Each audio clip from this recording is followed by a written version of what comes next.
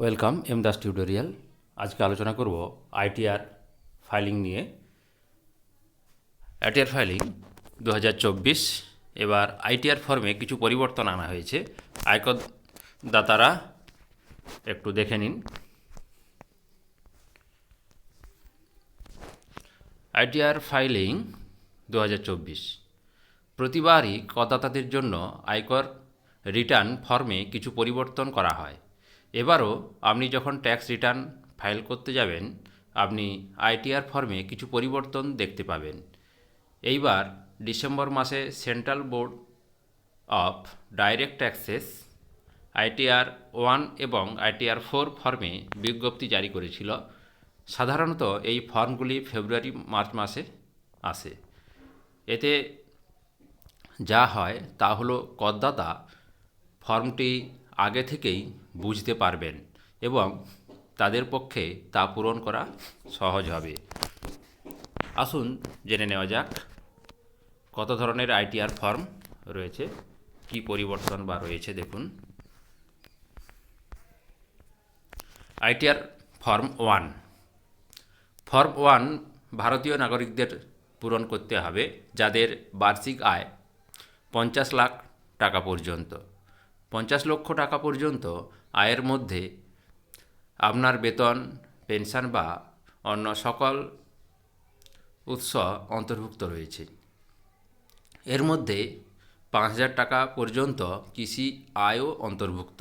কিন্তু আপনি যদি একটি কোম্পানির ডিরেক্টর হন, একটি আনলিমিটেড কোম্পানিতে বিনিয়োগ করেন, ক্যাপিটাল গেইন থেকে আয় করেন, একাধিক বাড়ি বা সম্পত্তি থেকে উপার্জন করেন বা ব্যবসা থেকে উপার্জন করেন, তবে আপনি এই ফর্ম পূরণ করতে পারবেন না।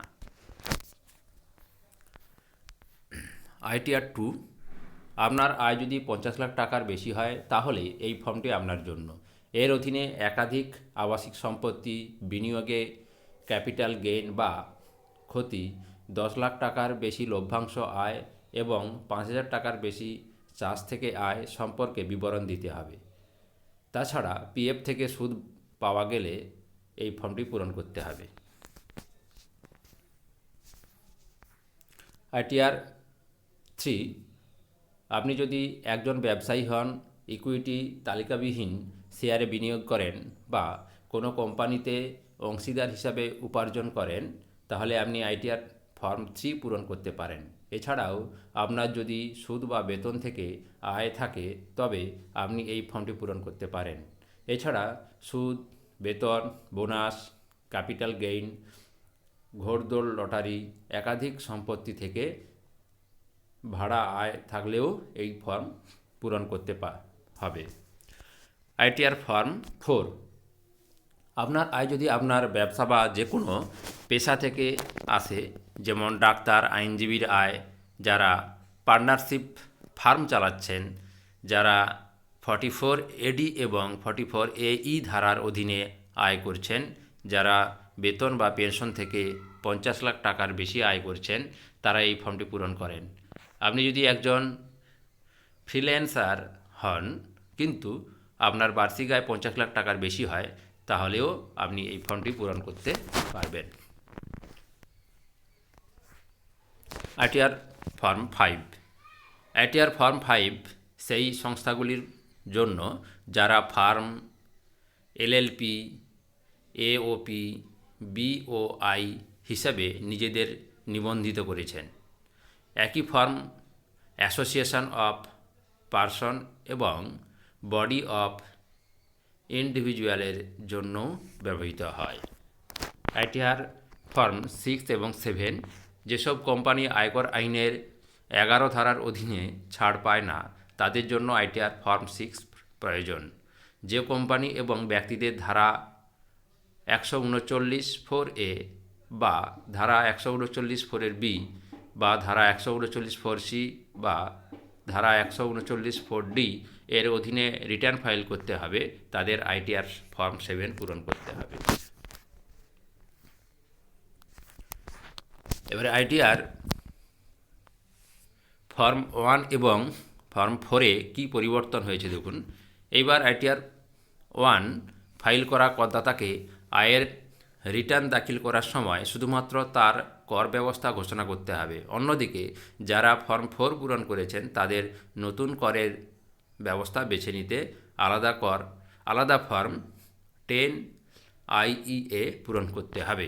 ধারা 80CCH এর অধীনে ছাড় দাবি করার জন্য উভয় ফর্মে একটি নতুন কলাম যোগ করা হয়েছে।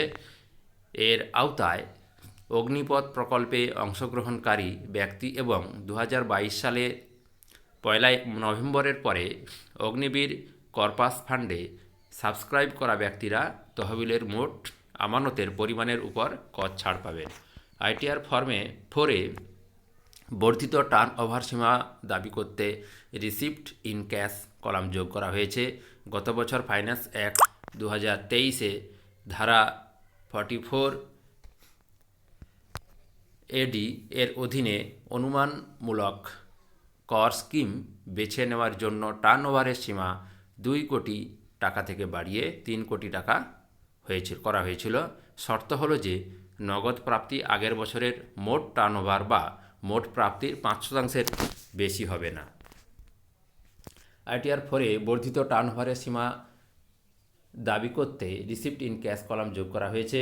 গত বছর ফাইন্যান্স অ্যাক্ট 2023-এ ধারা 44 AD এর অধীনে অনুমানমূলক কর স্কিম বেছে নেওয়ার জন্য টার্নওভারের সীমা 2 কোটি থেকে বাড়িয়ে 3 কোটি করা হয়েছিল। শর্ত হলো যে নগদ প্রাপ্তি বছরের মোট টার্নওভারের 5%-এর মধ্যেই থাকতে হবে। এইটা মাথায় রাখতে হবে। ধন্যবাদ, এখানেই শেষ করছি।